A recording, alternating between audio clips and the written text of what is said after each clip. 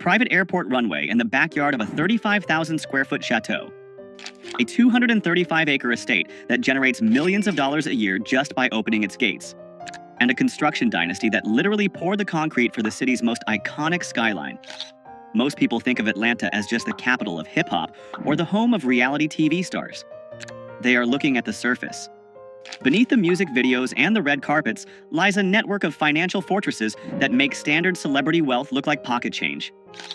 We are talking about the Black Mecca of the United States, a city where African-American families have built generational empires in construction, infrastructure, global beauty, and massive-scale real estate. These are not just rich individuals. These are sovereign states operating within the city limits. They own the land, they own the banks, and they own the studios where Hollywood films its biggest blockbusters. We are tracking the property deeds, the government contracts, and the billion-dollar acquisitions to uncover the richest black families in Atlanta. Wait until you see number one. We are talking about a man who went from living in his car to owning a 330-acre former Army base, turning it into a production empire bigger than Warner Brothers, Paramount, and Sony combined. Number 7. The Levett Family, the business of dignity. To understand the foundation of black wealth in Atlanta, you have to understand the businesses that serve the community from the cradle to the grave. And in Atlanta, when it comes to the final chapter of life, one name commands absolute respect and immense financial power: the Levett family. Gregory B. Levett Sr. and his wife Betty Levett are the titans behind Gregory B. Levett and Sons Funeral Homes and Crematory. Now, you might think a funeral home business is a modest, quiet operation. In Atlanta, you would be wrong. The Levetts have scaled the business of dignity into a multi-location empire that rivals major corporate chains. They established their first location in Scottsdale, Georgia, in 1980 with a 5,000 square foot facility. Today, that footprint has exploded. They operate 4 massive chapels across the metropolitan area, including a 9,000 square foot fortress in Decatur and a 12,000 square foot state-of-the-art facility in Gwinnett County. This is not just about handling services. It is about infrastructure wealth. Their facilities are designed with the opulence of 5-star hotels. We are talking about viewing rooms with custom furniture, large conference centers for family gatherings, and fleets of luxury vehicles. The family fleet includes pristine Rolls-Royces and Cadillacs, signaling a level of service that demands premium pricing. The wealth of the Levett family is built on a reputation for excellence. In the funeral industry, trust is the only currency that matters.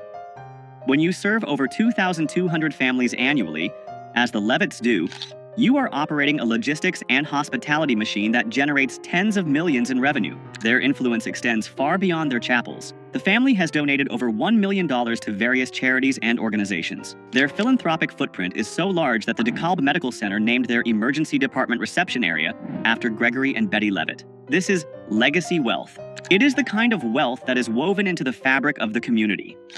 They have handled the homegoing services for some of the most prominent figures in black culture, becoming the go-to institution for Atlanta's elite. The Levetts prove that in the Black Mecca, service industries can be scaled into dynastic fortunes if executed with perfection. They didn't just build a business, they built an institution that will stand for generations. But while the Levetts serve the local community, our next tycoon makes his fortune from the millions of travelers passing through the world's busiest airport. Number 6. Mack Wilbourn, the airport king. If you have ever flown through Hartsfield-Jackson Atlanta International Airport, the busiest airport on the planet, you have likely put money directly into the pocket of Mack Wilbourn. Mack Wilbourn is the owner and president of Mack II, Incorporated. He is the quiet giant of Atlanta's hospitality sector. While rappers and athletes flash cash on Instagram, Wilbourn collects passive income from the thousands of people who buy a chicken sandwich or a burger every single hour. His empire is built on franchise dominance. He operates franchises of major brands like Popeyes Louisiana Kitchen and Checkers within the airport. But these aren't just normal fast food spots. These are some of the highest grossing locations in the entire world. His 2 Popeyes locations in the airport have consistently ranked as the number 1 and number 2 busiest units in the entire global system. Think about the volume. Hartsfield-Jackson sees over 100 million passengers a year. Wilbourn has positioned his assets right in the flow of that human river. It is a masterclass in captive audience economics. Wilbourn started his journey in 1971 as one of the first minority McDonald's franchisees in the Atlanta area. He grew that initial success into a diversified portfolio that includes vending companies and partnerships in iconic Atlanta destinations. His personal wealth is reflected in his real estate. Public records have linked him to a residence in Midtown Atlanta with over 5,600 square feet of living space, valued at over $1.2 million. But his true asset is his influence. He has hosted President Barack Obama at his home. When you can invite the President of the United States over for dinner, you are operating on a different level of power. Wilbourn represents the B2B, business to business, side of Atlanta wealth. He isn't selling a lifestyle, he is selling efficiency. He proves that you don't need to invent a new product to become ultra wealthy. You just need to control the distribution channel where the people are. But while Mack Wilbourn controls the food, our next family controls the look of Black America. Number 5. The Bronner family, the beauty dynasty. In Atlanta, the beauty industry is not just vanity, it is an economic engine worth billions. And sitting at the throne of this industry is the Bronner family.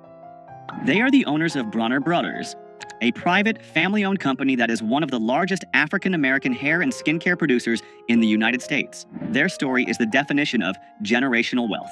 It began in 1947 with Dr. Nathaniel H. Bronner Sr. and his brother Arthur E. Bronner Sr. They started teaching cosmetology at a local YMCA.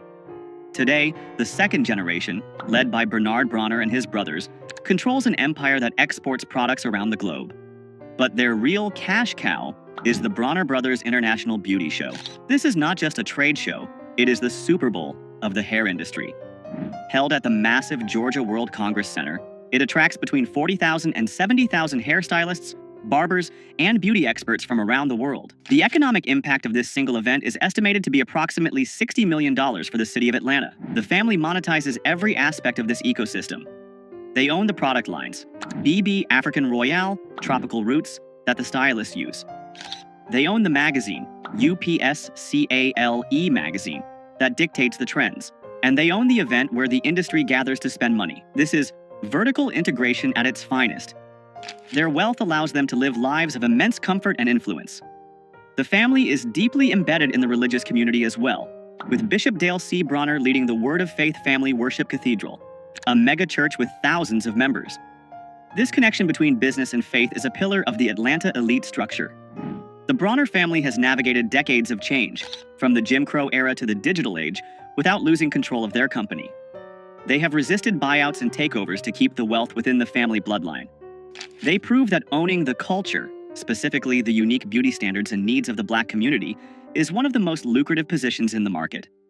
But while the Bronners focus on beauty, our next tycoon is focused on rebuilding the very earth beneath Atlanta's feet. Number 4. Egbert Perry, the urban architect. Do not confuse him with Tyler Perry.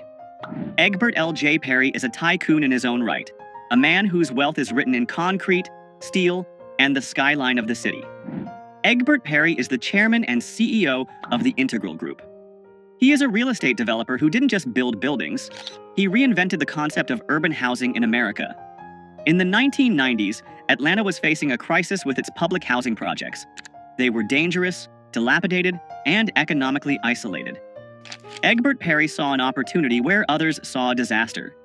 He partnered with the Housing Authority to create Centennial Place.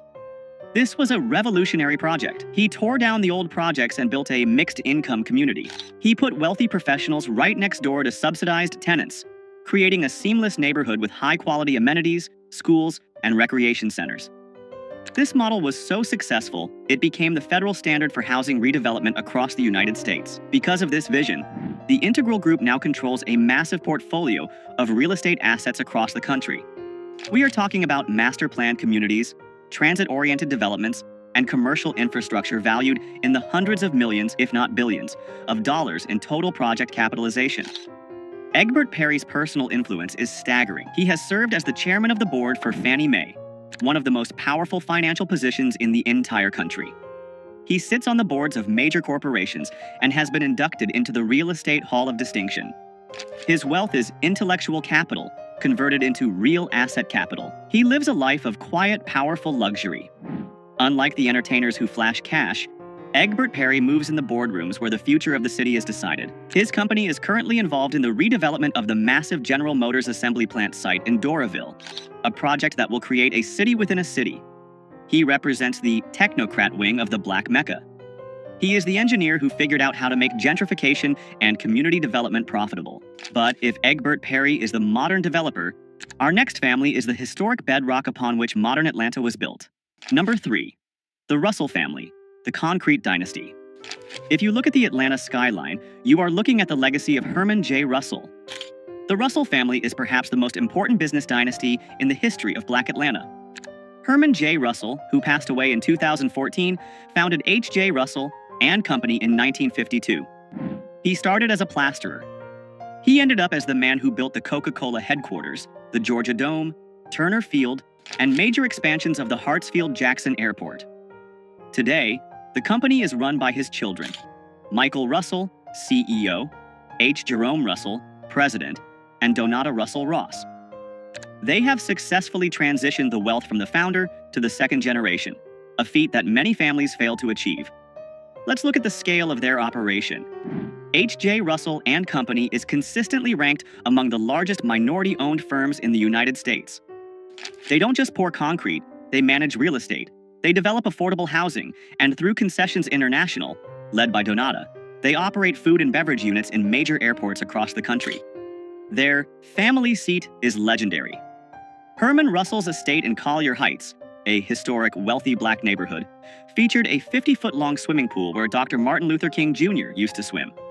It was the boardroom of the civil rights movement. Today, the children continue to expand the empire. Jerome Russell is heavily involved in the Russell Innovation Center for Entrepreneurs, RICE. This is a 50,000 square foot business generator gifted by the family to the city. It is the largest center of its kind in the country dedicated to Black entrepreneurs. This is ecosystem wealth. The Russells aren't just rich, they are creating the infrastructure for the next 1,000 Black millionaires. Their personal real estate portfolios are vast, with holdings across Atlanta. They move with the confidence of a family that knows they literally built the walls the rest of the city lives behind. The Russell family proves that true power isn't just about having money in the bank, it's about having your name on the buildings. But now, we transition from the old money builders to the new money land barons. Our next entry is a rapper who realized that land is the only thing they aren't making any more of. Number 2. Rick Ross, the land baron of Fayetteville. Most rappers buy a mansion. Rick Ross bought a zip code. While he made his name in music, William Leonard Roberts II, known as Rick Ross, has pivoted into becoming one of the most asset-heavy celebrities in the South. His residence, which he calls the Promised Land, is the single largest private home in the state of Georgia. Let's break down the numbers because they are staggering. The estate sits on 235 acres of land in Fayetteville, just outside Atlanta. The main mansion is 54,000 square feet. It has 109 rooms. It features a dining room that can seat 100 people. It has a 350,000-gallon swimming pool, which is the largest residential pool in the United States.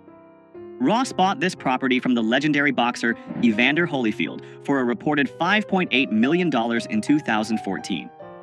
Today, with the renovations and the explosion in Atlanta real estate values, it is worth multiples of that figure. But here is the global status twist. Rick Ross doesn't just live there, he monetizes it. He turned his front lawn into a revenue stream. He hosts the Rick Ross Car and Bike Show, a massive annual event where thousands of people pay hundreds of dollars for tickets to see his car collection and walk on his grass.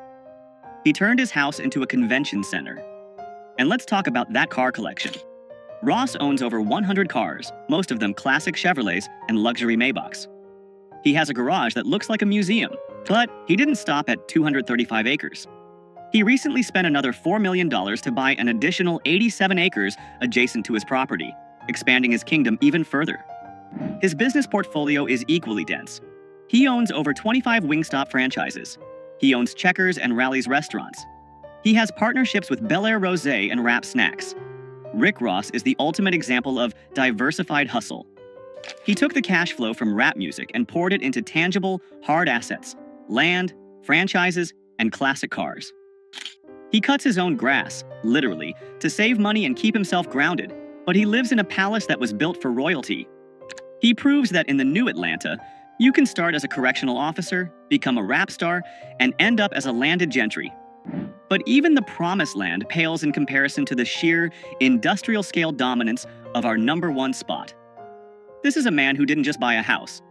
He bought a military base. Number 1. Tyler Perry, the Sovereign of the South. We have arrived at number 1. The billionaire who redefined what is possible for a black creative in America, Tyler Perry. Tyler Perry's wealth is estimated by Forbes to be $1.4 billion. But that number doesn't tell the full story. The story is in the land. Tyler Perry owns Tyler Perry Studios, a 330-acre production facility in southwest Atlanta. To put that size into perspective, you can fit the studios of Warner Brothers, Paramount, and Sony inside Tyler Perry's lot, and still have space left over. He purchased this land, which was the former Fort McPherson Army base, in 2015 for $30 million. It was the deal of the century. Today, that land is priceless. It is the only major motion picture studio in the nation owned by an African American.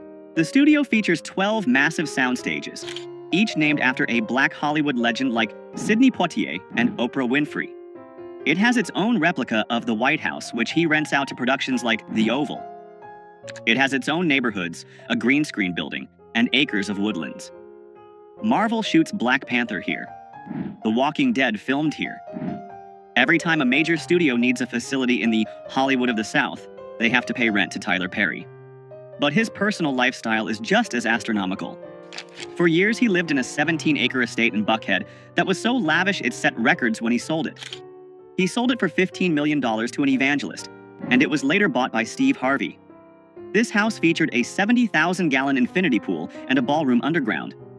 But Tyler Perry needed more space. He is currently building, and nearly finishing, a new massive estate near his studios that defies logic. Reports and aerial footage reveal a home that is more like a resort. It features a massive lap pool, organic farms for horses, and, get this, a private airplane runway in the backyard. Yes, a runway. Because when you are worth $1 billion and you own a private jet, you shouldn't have to drive to the airport. You should be able to fly directly into your living room. He also owns a private island in the Bahamas, White Bay Cay, where he built villas for his guests. He owns a mansion in Beverly Hills, which he famously lent to Prince Harry and Meghan Markle when they left the UK. His wealth comes from a crucial decision he made early in his career: ownership. He owns 100% of his content. Every Madea movie, every TV show like The Haves and the Have-Nots, every play, he owns the negatives. He didn't sell his rights for a quick check. He kept them. Now, he licenses that content to networks like BET for hundreds of millions of dollars. Tyler Perry is the ultimate manifestation of the Black MECCA dream. He came to Atlanta with nothing, sleeping in his car. He utilized the city's support for black art to launch his plays. He reinvested every dollar into land and infrastructure. He didn't just ask for a seat at the table. He built his own table, in his own house, on his own 300 acres of land. From the funeral parlors of the Levetts to the airport franchises of Mack Wilbourn, and from the construction sites of the Russells to the sprawling studio lot of Tyler Perry, these families are the pillars of Atlanta's wealth. They prove that the Black MECCA is not just a nickname, it is a financial reality. They have built ecosystems that support thousands of jobs and generate billions in value. They have moved beyond being consumers of luxury to being the producers of it. They own the land, the buildings, and the businesses that make the city run. So, which of these empires impressed you the most? Was it the sheer scale of Rick Ross's Promised Land or the strategic genius of the Bronner family's beauty empire? Let us know in the comments below. And if you want to see how black wealth is exploding in other cities, click the video on your screen right now. You won't believe the fortunes being built in Houston, Texas. Subscribe for more deep dives into the world of hidden wealth. I'll see you in the next one.